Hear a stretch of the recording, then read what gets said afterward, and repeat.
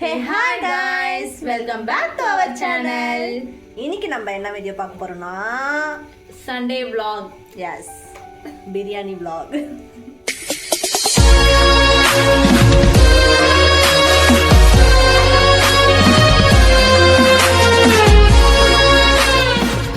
First நம்ம பிரியாணி செய்ய இன்க்ரீடியன்ஸ்லாம் ready பண்ணி வச்சுக்கலாம். அதில் வந்து ஃபஸ்ட்டு நம்ம என்ன எடுத்துருக்கோம்னா ஆனியன் எடுத்துருக்கோம். ஆனியன் வந்து ஒரு 4-5 ஆனியன் நல்லா பெருசு பெருசாக எடுத்துட்டு நல்லா நீல வாக்கில் வந்து கட் பண்ணிக்கணும்.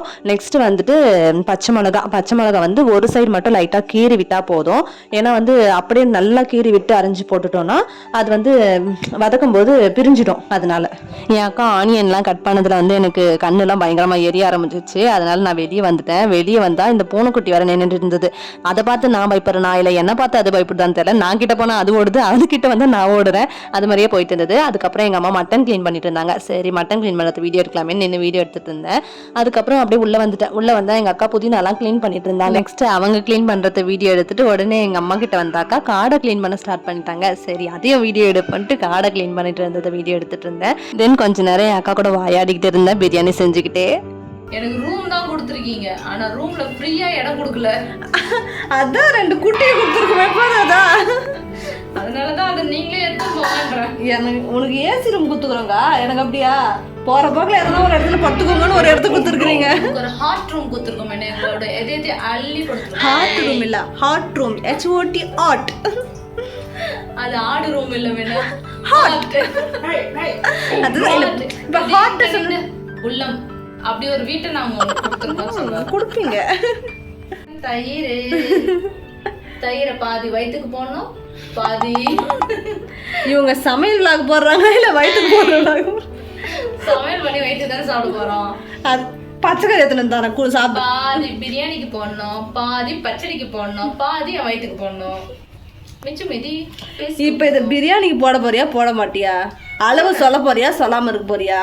அளவுலாம் இல்ல, ஒரு ஸ்பூன் 2 ஸ்பூன் உங்களுக்கு தேவைக்கேற்று நீங்க போட்டுக்கோங்க. நான்லாம் ரெசிபிலாம் சொல்லல, நான் இதை செய்யறேன்னு சொல்றேன், அவ்வளவுதான். ரெசிபி சொல்ற அளவுக்கு நம்ம ஒன்றும் செஃப் இல்லை. ஓகே, என் சேனல்ல வாங்க, நான் உங்களுக்கு ரெசிபியே கொடுக்குறேன். ஓ ப்ரமோஷன், ஃப்ரீயா ப்ரமோஷன் பண்ணுங்க. யார் சேனல்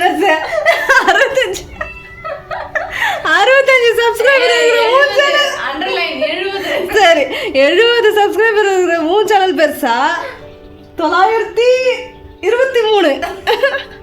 ஏன் சேனல் பெருசா?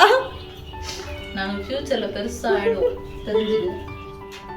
நாங்கள் வாயாடி முடிக்கிறதுக்குள்ளவே எங்கள் அம்மாவும் மட்டன்லாம் க்ளீன் பண்ணி எடுத்துகிட்டு வந்து கொடுத்துட்டாங்க. எங்கள் அக்காவும் விசில் வைக்கலாம் அப்படின்னு சொல்லிட்டு ரெடி பண்ணிட்டாங்க. மட்டனில் வந்துட்டு உப்பு அப்புறம் மஞ்சள்லாம் கொஞ்சம் போட்டு அதுக்கப்புறமேட்டுக்கா தண்ணி ஊற்றி விசில் வச்சாங்க. நாங்கள் வந்து அரௌண்ட் ஒரு 13 to 15 விசில் வைப்போம். எல்லாருமே வந்துட்டு மட்டன்னாலே கொஞ்சம் ஹார்டாக சாப்பிடுவாங்க. பட் நாங்கள் ரொம்ப சாஃப்டாக சாப்பிடுவோம். அதனால கொஞ்சம் எக்ஸ்ட்ரா விசில் வச்சுக்குவோம். நாங்கள் நீங்கள்லாம் எத்தனை விசில் வைப்பீங்க மட்டனுக்கு அப்படின்னு சொல்லிட்டு கமெண்டில் சொல்லுங்கள். நாங்கள் வைக்கிறது கரெக்டாக இல்லை ரொம்ப ஜாஸ்தியாக வைக்கிறோமா? எங்கள் அப்பாலாம் திட்டிகிட்டே இருப்பாரு, எதுக்கு அவ்வளோ விசில் வைக்கிற அப்படின்னு சொல்லிட்டு இருப்பாரு. அதனால நீங்களும் சொல்லுங்க எவ்வளோ விசில் வைக்கலாம்ட்டு. அண்ட் அப்படியே சைட் பை சைடு எங்க அக்கா வந்துட்டு காடை ஃப்ரை பண்றதுக்காக மசாலா ரெடி பண்ண ஸ்டார்ட் பண்ணிட்டாங்க. அவங்க என்னென்னவோ மசாலாலாம் போட்டாங்க, எனக்கு தெரியல.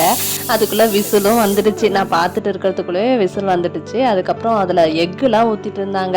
அதை வந்து கலர்னதுன்னு பார்த்தீங்கன்னா எங்க அக்கா வந்து காரத்துல கை வச்சுட்டாக்கா வந்து பாப்பாவெல்லாம் தூக்க முடியாதுன்றதால எங்க மாமா கிட்ட கொடுத்துட்டாங்க. எங்க மாமா சூப்பரா அதெல்லாம் கரெக்டா வந்து ஸ்பைசினஸ்லாம் வந்து கரெக்டாக பார்த்து அவர் வந்து கலந்து வச்சிடுவார். நம்மளுக்கு வேற கலரத்தை வீடியோ எடுக்கும் போதே பயங்கரமாக டெம்ட் ஆக ஆரம்பிச்சிடுச்சு. எப்போ செய்வீங்கன்னு கேட்டுட்டு இருந்தேன். அப்புறம் பார்த்தா அது 30 மினிட்ஸ் கிட்ட ஊறணும் அப்படின்னு சொல்லிட்டாங்க. 30 மினிட்ஸ் வெயிட் பண்ணுமாடா அப்படின்ட்டு இருந்தேன். அதுக்குள்ளே எங்கள் அக்காவுமே வந்து பிரியாணி செய்ய ஸ்டார்ட் பண்ணிட்டாங்க. எல்லாமே ரெடி பண்ணி வச்சுட்டாங்க. அதனால நான் அதில் வீடியோவும் எடுக்கிறேன்.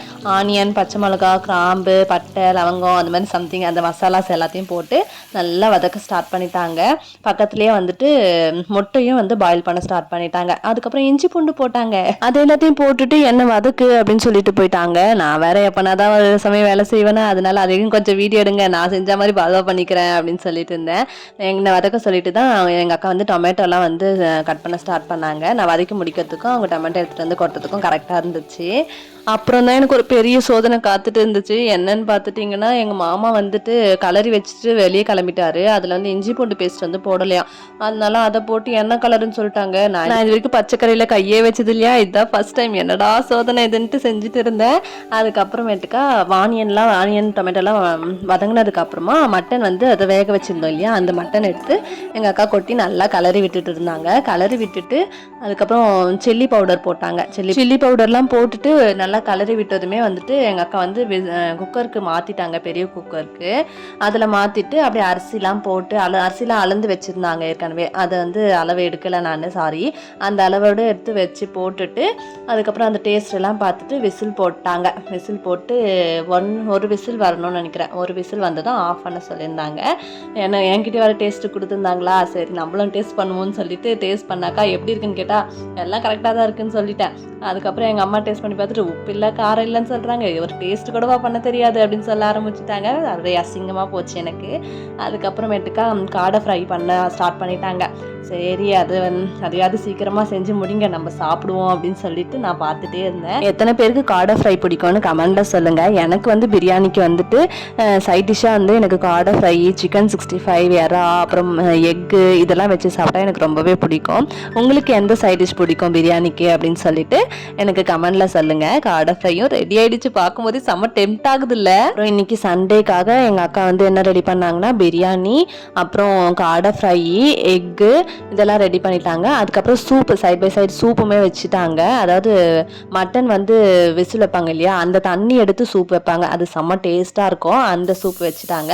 நெக்ஸ்ட் எங்கள் அம்மா ரசம் வச்சிடலாம் அப்படின்னு சொல்லிட்டு அதையுமே ரெடி பண்ணிட்டாங்க.